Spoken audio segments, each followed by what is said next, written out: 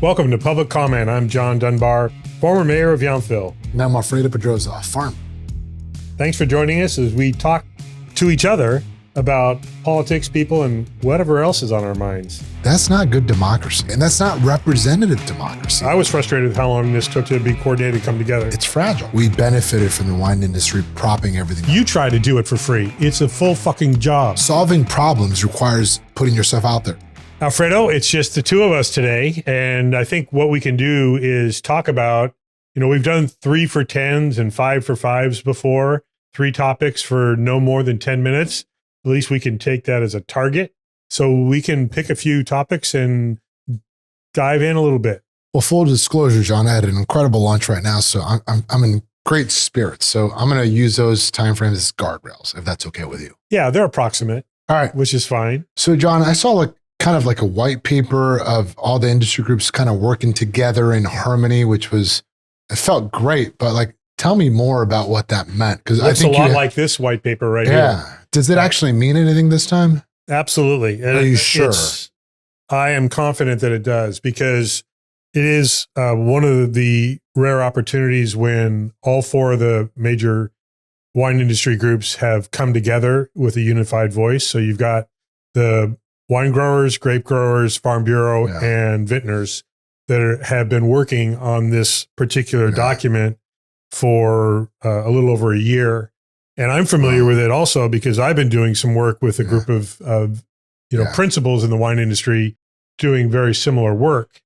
Well, John, I'm going to be a little spicy today because I had a great lunch as is shared. But, here's what I take. When you say a year, you've been working on this, I think there's growers and vendors have had to pay property taxes for a year. They've had to meet payroll for a year. They've had to try to sell wine for a year while you guys are cute wanting to work on a paper. So give me, and I mean this seriously. So great that you put ink on paper, but what's different today, right? I mean that in terms of someone that's hurting today in the industry, that these industry groups are working together. What we have been working on, well, I'll say we collectively, but it's really the 4 main industry groups that really did the heavy lifting on this. I'll give them all credit. What it really is doing is identifying that there are different interests. There are some farmers, there are some growers, there are some vintners that feel differently about some of the county's regulations. And most agree that they are additional restrictions on business. Yeah.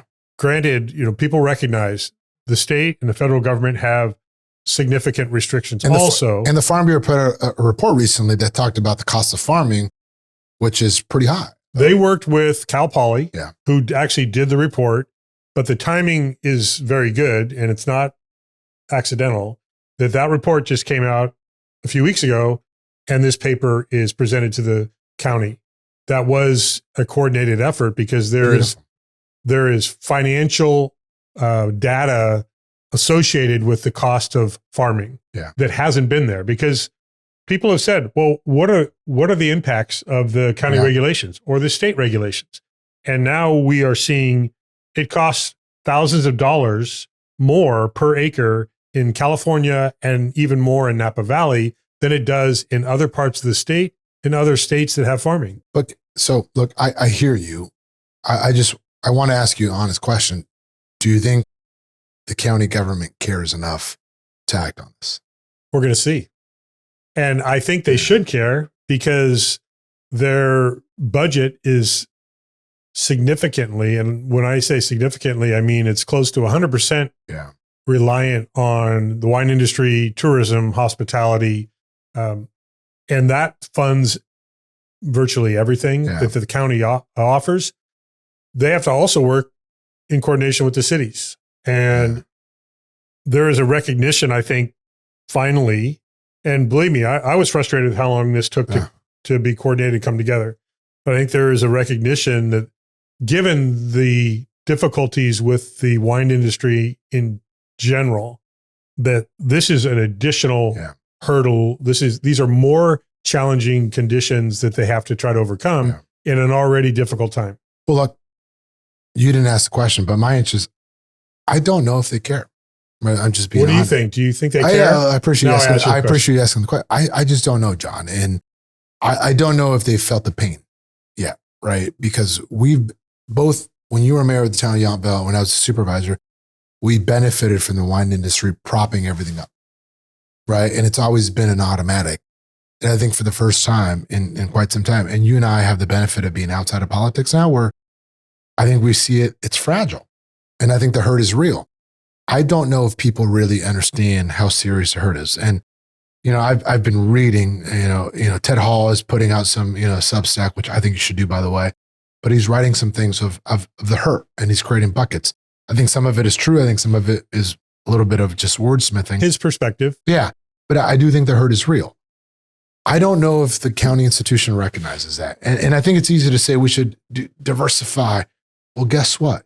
You don't think we've tried to diversify before?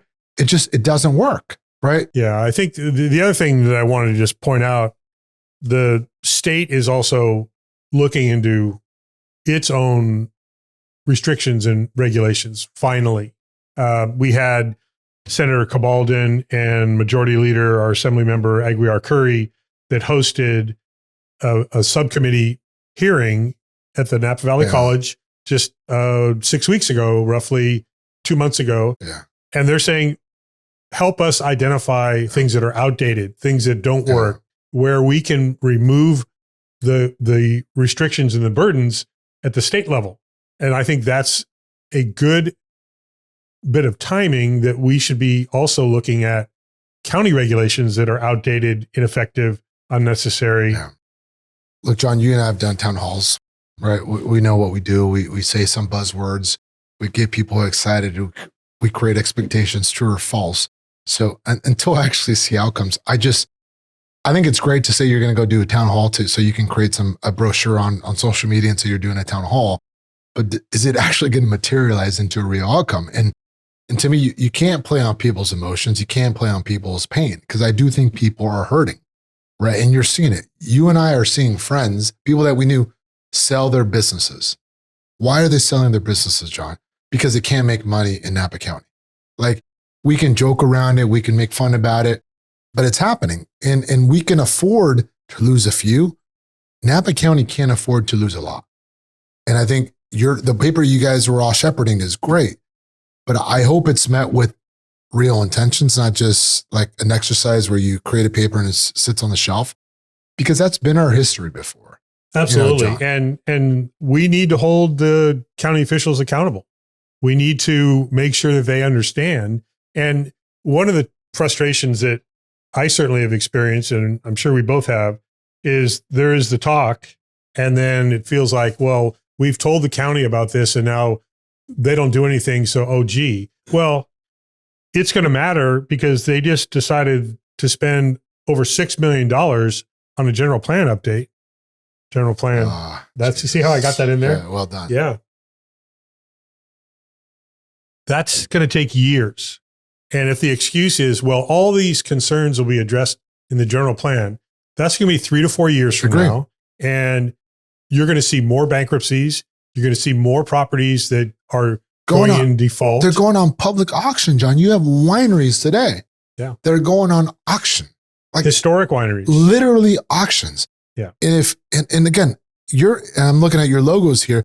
If those logos don't understand, at some point they're going to be on the chopping block, because why are people going to pay dues to these organizations? There's already been some that have decided that membership isn't worth it. And that's going to be scary. I think that's also partly why some of the industry groups are paying attention more.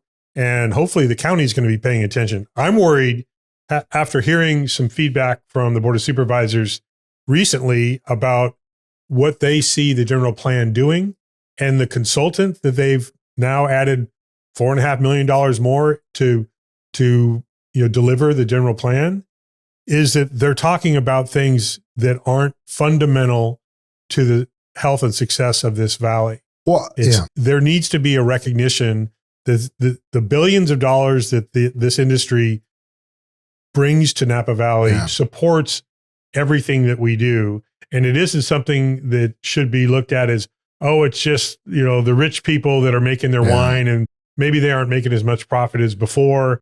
This is real economic dire situation right now. And I hope the decision makers look at it that way. Well, and I can tell you, right, because before I was in politics, I was in banking. There's a lot of people that got into business because they've made money. And Ted Hall is right, where he talked about the people that made money elsewhere that got into Napa to create a wine label, to create a winery, that fundamental business 101 didn't matter. So they could afford to do things. They could afford to do an ER that was stupid. They could afford to do all this, tier 2 analysis because it was dumb. They could afford to do it. Now I think the rubber's meeting the road where people are saying, I can't afford to do it. And Napa County should pay attention, right? Because we love to say environmental justice. We love to talk about social justice, these buzzwords. Well, guess what? If you don't have a thriving economy, you may not be able to afford to do that. Now, it doesn't mean that the business sector overrides all overriding considerations. When you were a mayor, did you ever have a business come say, hey, I need you to turn a blind eye to this environmental issue? No. You should ask me that question too, John. Did you ever have that happen? Zero, John. And we were dealing with. I have had people that say, "I want if we had zero regulations, then we'd all be compliant." Well, true. Doesn't exactly work. But that's different. What I'm saying is, like, no one was out there trying to do things at the cause of environmental benefit. Now there are things where say, "Hey, like we need to thrive economically, and that allows us to be environmental stewards," and most people are that.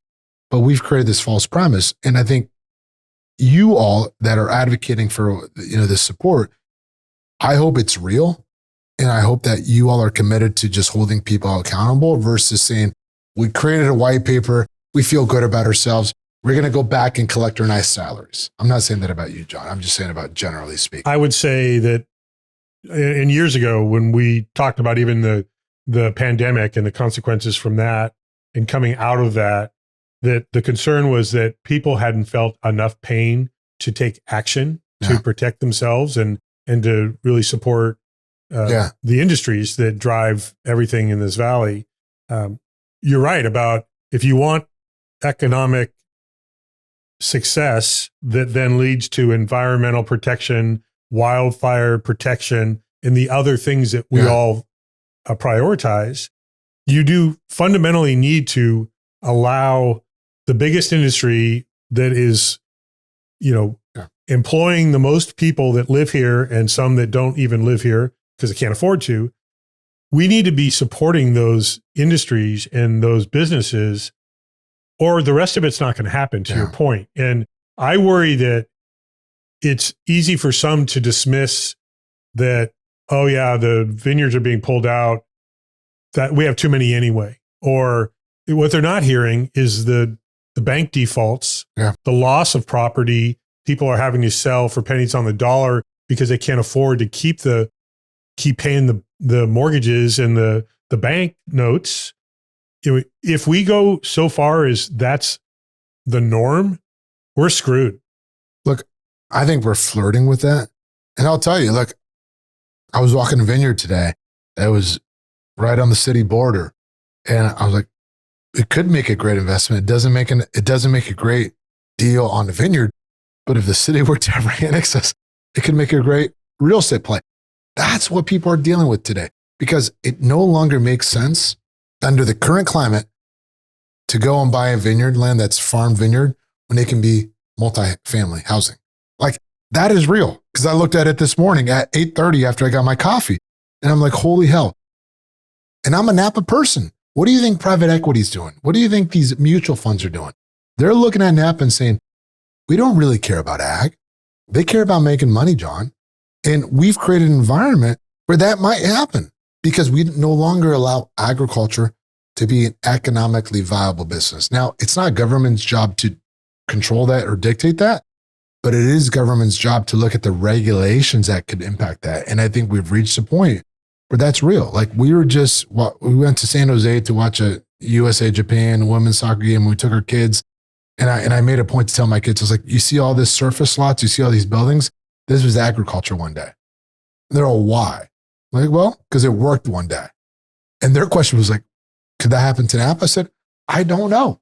And that wasn't a flippant comment, but that's what I'm saying. The state has continued to put pressure on all cities throughout the state to build more housing. And we're seeing cities, throughout the valley struggle with finding locations. Yeah. Well, guess what?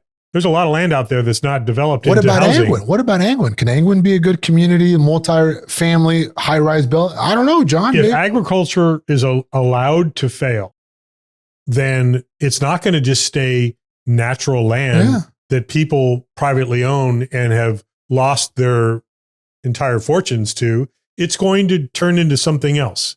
That something else, the highest and best something else, is probably housing. And then you're dealing with even more traffic, lost, agricultural land. I mean, this is such a unique county, and it's worth fighting for to protect what has been protected for 50 years. Well, look, I went to local schools. El Centro Elementary was my school, and it's now Willow Elementary. There's a vineyard down the road that's within the city limits, but it was a vineyard, big home, maybe 5 or 10 acres in the city limits. That probably was in the city limits. It got annexed. You know what's being proposed there today? 51 single family homes. 51. You're telling me that person, that family said, gee whiz, I have a few acres of vineyards. I could sell this to a multifamily developer. They got a tentative map approved, and now they're building 51 homes. That is an example of what can happen. You think the ag preserve will hold up? Right? Wait till people feel the pressure. It could be in jeopardy. It will be in jeopardy, John. So I just hope everyone understands, that the moment we're in, that it's nice to read about what we're all doing. I just hope it translates into real outcomes. I think this was a necessary step to have something tangible to present to the county and the decision makers at the county, whether they're planning commission or board of supervisors. And I do hope they take this seriously, because it will be a legacy they don't want if they are the reason, or they contribute to the reason that we lose agriculture as the highest and best use in this valley. I don't know if they care. We're going to find out. We are. There is an election coming up this year too. No one's running That's against right. them, John. So let's change it up. So I was reading about City of St. Helena, and they let go, they fired their city manager. I'm just going to go down the list. Mutually parted ways. That's the classic line, right? Fine. That's a lawyer writing that. I'm going to put the white paper. I got to file this. That's a lawyer writing that press release. So County of Napa, now it's Calistoga before that. Now it's St. Helena. 3 out of 5 cities have lost their administrators. John, I'm just a resident of Napa. What's going on? Well, there are challenges. It depends on whom you listen to, because there are some residents that blame their city councils up valley, in particular Calistoga. I know our good friend and the first guest we ever had on this pod, Chris Canning, was there and had kind of front row view of how that was starting to transition when they hired their now gone city manager. People were blaming the council for picking a bad hire. Well, you don't know that necessarily until they get in the job and do things that the residents don't like. You need a strong city council to stand up to that administrator if they're not really being effective and doing a good job for the city. Now, not that long after, St. Helena just parted ways with their city manager. And there were people that regularly were blaming him for his lack of management skills, leadership, financial acumen, all these things. And I think rightfully so, there were some real concerns. And frankly, the last election, they chased city council members out and brought in new people that they felt like, well, they were saying the things that we want to hear, so let's let them try to do a better job. They're still pissed off. Look, I didn't know Laura that well. She was a former city manager of Calistoga, and I didn't know Anil. I think if I talked to them maybe twice in my career, so I have no attachment to them. I really put this on the electeds, right? And to me, you have to be able to make decisions and trust that you're trying to lead your city forward. Who's going to want to go work for these communities? Like, you're seeing what they're going through. would you want to go be a city manager in Calistoga or St. Helena today? The answer is absolutely not. Right? So they're firing these people. They're paying them severance. And I question, by the way, how the county got so much attention over our severance, but Calistoga gets a little bit of write-up. The registers may be stalking Laura because they're going to her new job, which I think is borderline, stalking. And then St. Helena, it's like, it's fine. Why is that happening, right? So you begin to question what's going on here. But at the end of the day, what I worry about is you want good people running these organizations and these agencies. Who in their right mind is going to want to go be the city manager of Calistoga? Who in their right mind is going to want to go be the city manager of St. Helena in today's moment? Well, people have been saying that in response to some of the kind of haters, I would say, on social media. They're all sure that they know best on how to hire, who to hire. I think part of the challenge is, you're right, electeds need to be strong enough to recognize when something's not working. And I think in St. Helena, this started happening with the previous council. And that previous council agreed to increase the salary and provide additional protection for the city manager. Why do you think they needed to do that, John? Because no one else wanted that job. Right. And then some of those city council members dropped out of the race for re-election because they were going to get recalled. And others are like, well, I'm not going to run. I was talking to a lot of folks up there because they would reach out to me and say, hey, do you have any thoughts about this? And of course I had thoughts, right? And I said, you folks that are talking about being frustrated by all this, you need to be running for council. Oh, well, I run a business, I can't do it, whatever. And now we have people that are unopposed for re-election, whether they're doing a good job or not. And sometimes the two jobs that councils hire are the city manager and the city attorney. They're responsible for both of those hires. And in both cases with Laura and Anil, there were questionable backgrounds.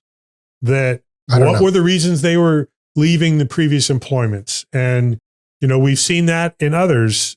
And, Yountville is going through a tough time right now also with their housing development project at the former elementary school. We may disagree on that, John. You and I don't agree on the pausing of that project. And it's not about saying no to housing. I think it's NIMBYism, but that's fine. It's about saying no to $90 million in long-term debt or NIMBYism to build housing. That'll be a different topic. Yeah. You guys just don't want housing in the town of Yountville, but that's fine. Sure. But there's also frustration growing with the management there too, with the decisions that have been made and the reasoning behind those decisions. So it's not just about the housing project. It's about other things too. It's not easy to find great management. I tell you, when I was on the council, when we hired Steve Rogers, Steve, normally city council or city managers last roughly 5 years. That's not by accident. 5 years is an election cycle. So it's not uncommon for city managers to be at risk every time there are newly elected city council members. That may be part of what happened in Calistoga and St. Helena.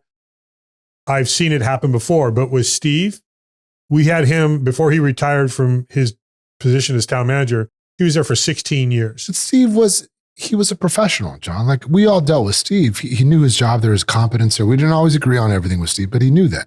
So you said a lot there. Look, I think you took some digs at, Yountville and Brad, and I'm not defending Brad, but at the same time, you want people to take risk. They proposed something that was new. Might have been flawed, but it was new.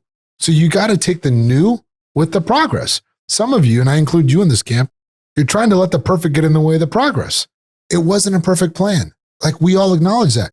But don't you want a city or a town proposing something different? And then you go to them versus having some of your favorite business people go in and write letters to the editor of opposing the project? That's not okay. Work with people. And I know you and I disagree with it, and that's okay. We can be respectful here. But I think the way that some of you went about it is not okay. You want business, right, to think differently. You want government to think differently. You have a city government that thought differently. You guys pounded on them, right? And I'm not saying you were involved in that, but some of your friends pounded on them. Like, why do you think that happened? Do you think that I don't know. that taking on a project that would potentially bankrupt the town makes sense? Or do you think maybe you should pause and figure out if the people that have made those decisions are actually smart about it? I guess what I would $90 million in debt Agree. for a small town like Yountville. agree. So before you show up on a public hearing or before you do a press release, I haven't done a PRA, but was there an outreach from some of those people reaching out to Brad and others of saying, Yes. hey, oh, okay. I don't. And there have been Okay. Public Records Act Okay, requests. I don't know that. I'm sorry. Yeah. I'm speaking as an uninformed. Well, you could do more research and find out the details. Maybe I should. I'd But be happy to share them with you. clearly, you have insider information, John, that I don't. I'm just saying, optically, from someone that's not engaged in reading the Yountville Sun, if that still exists every day, it just seemed like it was trying to use a platform for whatever reason is. I know you support housing. There's a lot more backstory that you I don't don't know, know. and it goes to the management and the financial planning of the town. And if this project didn't exist, there were still concerns about the financial management of the town. From what I hear, I'm not there full time anymore, so. Don't try to Monday day, mayor this, John. Like you're no longer mayor. You have to let. But I you also have to let know it go. what makes sense and what I doesn't. know. And so it's I know just you do. like if you were to say, oh, I think it makes sense for the county to take risk on losing $500 million in their budget. That isn't very smart. Well, it depends what the risk is. No, it isn't. It depends. No, but you can't say housing is a priority and affordable housing is an issue and then back away. Again, I'm not here to defend Brad. I've talked to Brad once in my life or twice in my, so like I have no dog in this fight. You do because you're the mayor, you know people, right? You have more information than I do. I'm just telling you from an outsider, the optics didn't look good, right? If we say we're trying to do affordable housing, then let's work with it. And my side would be, I'm not going to get up and call a presser, right, to say I'm opposing you. I'm going to try to work out a deal. And if that did happen, which you might know, if that did happen and the city administration ignored them, shame on them, right? So I will give you that. Yes. If that's what they were doing, Well, shame on Brad and others for not working with some of those businesses. Yeah, I mean, it became a national, even international story because, there were a couple high profile individuals that spoke out during public comment of council meetings and said, why didn't anybody come to us and ask our opinions about, because the point was, you say these are for local employees, but you never came to anybody to find out who are your local employees.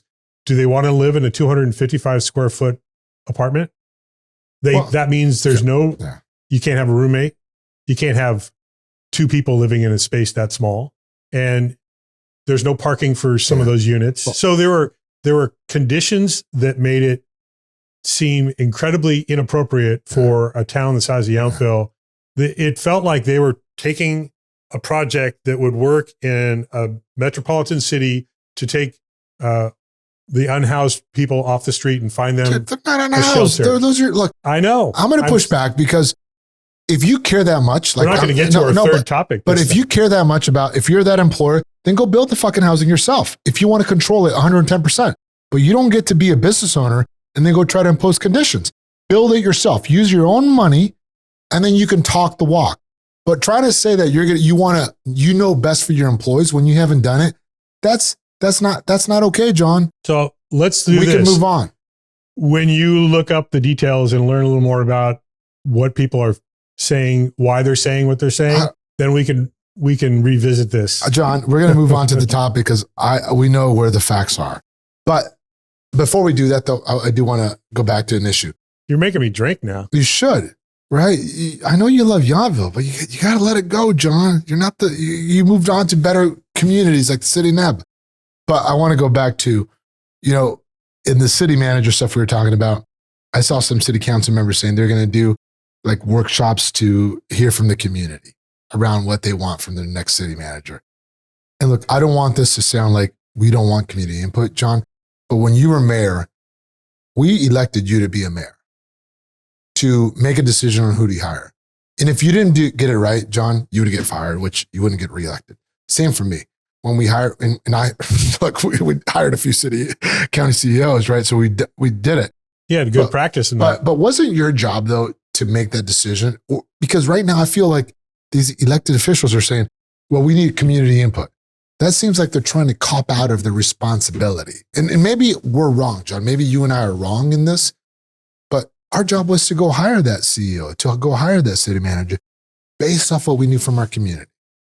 When we hired Steve, we weren't holding a bunch of workshops and town halls. We were, as a council. But why though? Why did you feel you didn't need to do that? Because I think that's part of what I want to. We took the responsibility on to hire the most senior staff member in the town, just like a city manager. Correct. It is a responsibility of the council. Now, the council can invite whatever feedback they want. I don't have any problem with a council getting input. What characteristics would you like to see? But ultimately, we are making that decision. But wouldn't I do think that there are council members in the Valley now that are passing on the responsibility because they don't want to be held accountable.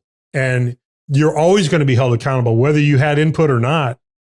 But what's different though, John? I guess this is kind of what I'm trying to get at is you and I were confident enough to make decisions, right? But it wasn't that because it was John Dunbar's decision. It was you talked to people. You talked to people at the grocery store. You talked to people at the coffee shop.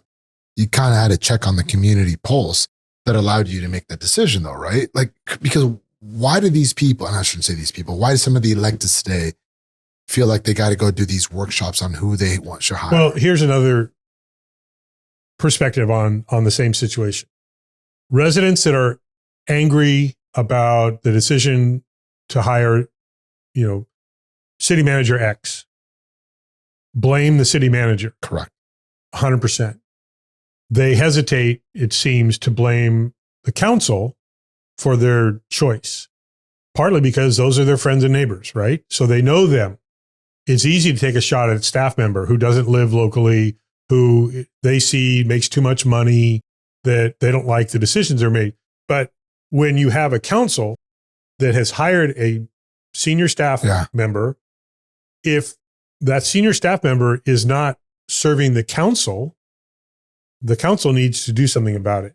And I think what's happened is councils have been leaving it up to residents to either love or hate the decision. And I don't think that that's necessarily a healthy way to do it. I'm glad we're back on the same page, John, because that previous conversation was troubling me, John. But look, you're right. I think you and I know that when you're on the inside, not the inside, but like in the institution, these jobs are hard, right? Being a county CEO, being a town manager, being a city manager, it's hard jobs. Like you're having to deal with having to get your board to agree. You're having to deal with staff. They're having to understand community sentiment. That's not an easy job, but there's checks and balances on the system. And I think when we're going back to just like, well, what is next door saying? What are the 10 people that show up to public comment saying? That's not good democracy, right? And that's not representative democracy. I also think there's a real disconnect. I know there's a total disconnect with a lot of residents to understand how municipal government operates and what it takes to have a leadership staff that understands what they're doing. You need somebody with experience. They also need to be able to engage with the public for sure. But then when you start saying, well, we don't want them to make that much money. Well, competitively, these are corporate jobs basically. And like with the county, what do you have? 1,500 employees and $500 million, 1,600 employees. They might have 1,500 soon. $500 million budget. So what do you expect out of a CEO but to have a broad perspective? And you can find all kinds of, imperfections in how, whether it's the county government or city governments operate. And that's why there are elections. And if you feel like your city council members aren't serving you well, but the problem I see is there isn't an interest in learning how it needs to operate, because I see residents that complain almost on an hourly basis. They don't like what's going on. Well, have you learned why that's happening? No. Like when there's a public works project, are you learning why it costs X dollars, or are you just going to complain about it? Well, look, John, I'm going to change topics here because I think we're cutting close on time, but we haven't talked about term limits, but I want to talk about term limits, John, because I think we're reaching a point where you do need to interject term limits into local government. And not just local government. All the above, right? I'm just saying local because you start there and you work your way up. But I think you have too many people. no one's running for office anymore, right? You're seeing it. City of Napa, no one's running. Board of Supervisors, no one running. I think in the town of Yountville, is there anyone running? Maybe. There are two, yeah. Okay. Good job. Right. It might be the housing. The two that are up. Yeah. Yeah. But like you're seeing no one want to run for these jobs. And I think it's becoming so political, right? It's less about the job. Actually, there are three running, I believe. Anyway. We should find out. Check your facts. The mayor and one council member for sure. And I think there was a No, third. but do they have competition? I'm not saying who's running. Do they have competition? Well, we don't know yet because those filing periods aren't closed. If I were a betting man, we should probably like the county, the two that are up this year have no opponents. Correct. And that's what I'm saying. So I think at some point you do need term limits because I think these jobs are fundamentally changing. And I know term limits are hard because you lose experience, but I think you're also going to have complacency set in where it just becomes a system, right? Where you take these jobs, you don't piss anyone off enough to get voted off, but then you stay in these jobs and you don't do anything. And I think public office should be a little bit like military service. You go, you do it, and you get out.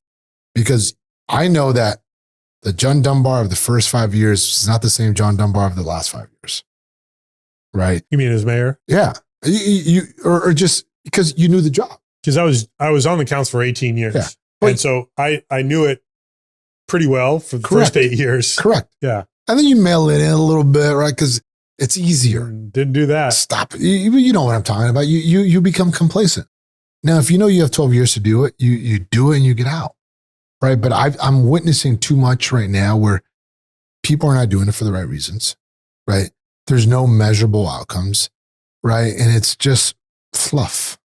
Well, one of the challenges is the horrible salaries that people make, and non-elected official residents love to bitch about, oh yeah, well, they should do it for free. You try to do it for free. It's a full fucking job. It really is. I mean, when you do it right, it isn't 10 hours a week. And the most I made on the council when I left was $10,000 a year. You were overpaid someone. $10,000 a year. Well, you supervisors made a couple $100,000. Jesus. But hold on. Now you're poking. I hear that is true. That's a fact, right? And you seem to be. And that's why some people aren't running. They can't afford to run because they've got a job. They have family that they have to support, and they can't run for office. And then when you run for office, all you do is get trashed. Yeah, but we started 52 episodes ago talking about would I suggest somebody run for office? I said no, because why would somebody want to be attacked? Making $350 an hour is basically what it came down to for me. Yeah. And there's nothing but stress involved, of course. And then the only other people that are left are often folks that are retired or not working anymore, and they have the time and they're like, okay, I'll do it. Yeah. It's like an HOA. Whoever enjoys their time on a homeowners association board? Nobody, because all they do is take criticism and people assume they know best. Well, then you run. Yeah. Look, I hear you. But I do think term limits make sense. And look, the state has term limits. They've established that for the Senate and being a representative at the state level, but we're not seeing it at the national level. And look, it is such an old Congress right now. And also, when you have people that aren't held accountable, because being unopposed doesn't mean you're doing a good job. It just means that nobody else is willing to sacrifice on a personal level to run for office. And it needs to be something that's more reasonable in terms of a salary. But then people say, oh, you shouldn't make any money. You should do it just out of the kindness of your heart. It's just not realistic. Well, look, I don't have an issue with people getting paid, right, to be in public service. I just don't think it should be a career, right? And I think you and I might have been labeled as a career politician at some point, but you and I both had careers before getting office. And during. Yeah. But some of these people that I would say are in office, how many of them are employable if they were not to have an elected job? How many would be employable today? Right. And that shows you that maybe they're dependent on staying in office because they have no other career option. That's not what you want. You want the best and the brightest to run for office. And I think the system we're in right now is not breeding the best and the brightest. I think if you want, and I'm not opposed, I used to be opposed to term limits. I know. I felt elections were term limits, right? If you did a shitty job, you get voted out. You get voted out. But that's not always the case. And so if you want to have term limits and have this call to serve, then you need to make the salaries enough. I'm not saying make them six figures necessarily, depending on what the level of service is. County supervisor, you were expected to work a full-time job as county supervisor. As a city council member or a mayor, you're expected to get paid part-time and work 24/7. Agree. And the math doesn't add up. But so make it so that somebody can have a decent salary and sacrifice a job to serve. And then also, if you don't like them, you still can vote them out. And I think it can be a long-term, 12 years, 18 years, whatever you want it to be. But a term limit is not a terrible thing, because you do need to have new perspectives that are allowed to enter. Because here we are, we're looking at candidates running for offices at different levels, and they're criticized. Oh, you haven't put your time in yet. You don't know what the job entails. Well, you didn't either when you first started. Well, look, I agree with you, but some of these people, John, are working 10 hours a week, and some of these people are working 40. But I can tell you, and I will just attest for some of my colleagues, we are working 60 to 70 hours a week, because that's what the job required. Now, that was a choice we made, to be fair, right? We chose to work 70 hours a week. We chose to miss this. So it's not a pity party. That's what because we were dedicated to it, right? Solving problems requires putting yourself out there, requires trying to meet people. It doesn't, like I tuned into a board of supervisor meeting recently, John. I don't know how you attend those, but it was like 11 or 10:30 and we were still on board of supervisors reporting out. Like, are you kidding me? Like, this is like, here's what I did this week. Like, that's what we're paying people to do. No, I'm paying you to get shit done.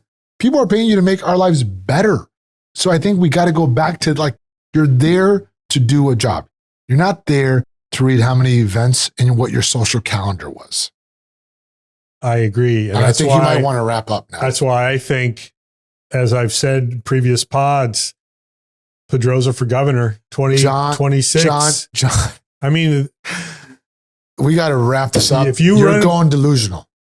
I'm the one that had a long lunch, not you. Wait, one of the Democratic candidates already dropped out. There's a space for you. Oh, clearly. There's more people dropping out, and more people should drop out for the sake of society. Cheers. Cheers.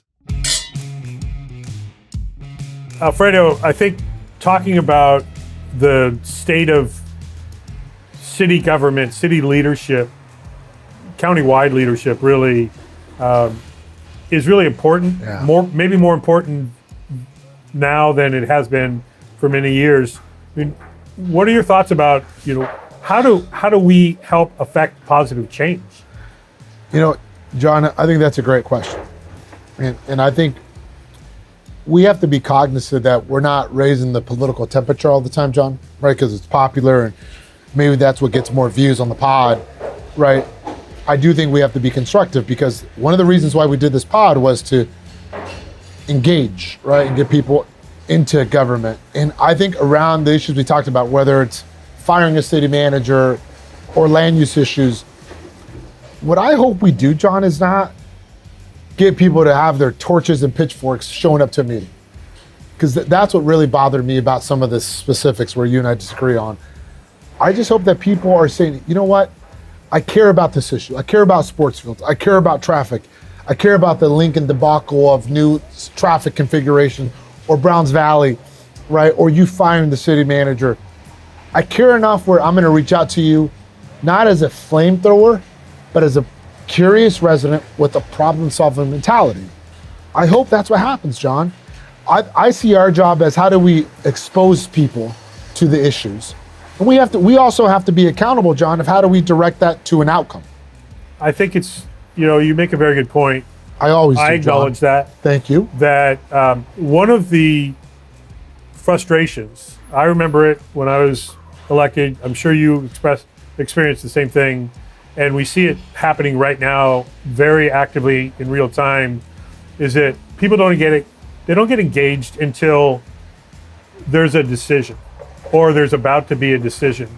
And then they say, wait a minute, we didn't know about this. Well, maybe some of that is true, but I think residents, they They owe a responsibility to their elected officials to engage and not just criticize. If you don't like something, absolutely you can speak up. But how about speaking up when you do like something and be a part of the process?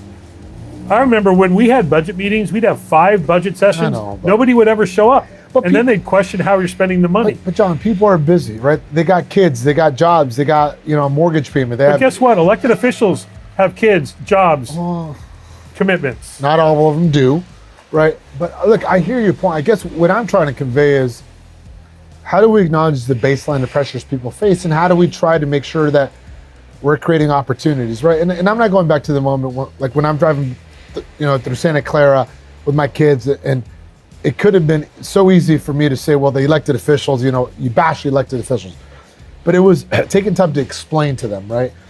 And I think we got to take time to explain to the public of, you can be upset about what's happening, but here's how you become part of the solution.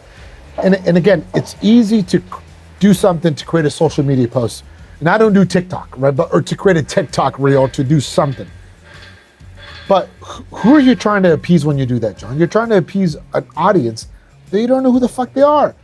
If you're pissed off about sports fields, or you're upset about housing, what about arranging not a private meeting behind closed doors, but a meeting to say, hey, I want to talk to you about this. I'm concerned as a resident. I'm concerned about a parent. I'm concerned as this. That's not blasting on social media, right? And I guess what I'm trying to get at, John, is I think we're governing and we're doing so much around this facade of life, right? Like, I'm going to post about this. It's about, if I care truly about this issue, what am I doing to actually make a difference? And I guess that's what that's what I'm struggling with, John, is I think we're in this dichotomy of flash versus substance. I see us taking a natural next step to the guests we've had, because we have committed with this podcast to introduce, in some cases, people to our audience and bring a very wide spectrum of talent and experience and careers. We should be getting, and we've intentionally waited to bring elected officials on. Yeah. But I do think bringing electeds that are willing to come and have, honest conversations with us, it's not about gotcha this or that. It's about sharing some priorities, one elected at a time, so that people have a different way to hear what's happening around them, so they are exposed to projects, to information, whatever. And that might really inspire people to get more engaged. I think we have that opportunity later this season. Well, look, and I take our disagreement on Yountville and the housing as how it can be so confusing, right, John? And I think people got to have conversations. And I think we got to encourage that, right? Like, you can disagree on things. You didn't march out of that room. Maybe you should have, because you're wrong, right? But, I say that jokingly, but I think that's part of what we got to remember. It's like, it's okay to disagree, but let's sit down, because I know deep down, John, that you want to solve that problem in the best manner for Yountville. I really believe that, right? And I hope you know that my issue is not about NIMBYism. It's about, I just want to get shit done. I have no dog in the Yountville fight. I just want housing to get done, so that way we can afford to have people that work here, live here, be part of the community. We want the same thing. It's just different manners, but there's so much noise, right? That's intentional. So how do you strip it down to, like, okay, we both want the same thing? And I think that's just an example, John, of all the issues we're facing in our community, right? But it gets blasted with rhetoric and noise and social media that we get lost. And it's not our jobs anymore, right? We're not the elected leadership or the hired leadership, but I think that we can have an influence in, like I said, getting people engaged. And so, we still care, whether it's the county, the town, or the whole valley. We care enough to keep working hard at making things better. And if you're going to find fault with something, whether it's an individual or an issue, how about offering solutions, other ideas, rather than just bashing somebody saying you're wrong or you don't know what you're doing, I don't like it. Offer solutions that people can talk about. that's gonna help bring positive outcomes. Cheers. Cheers.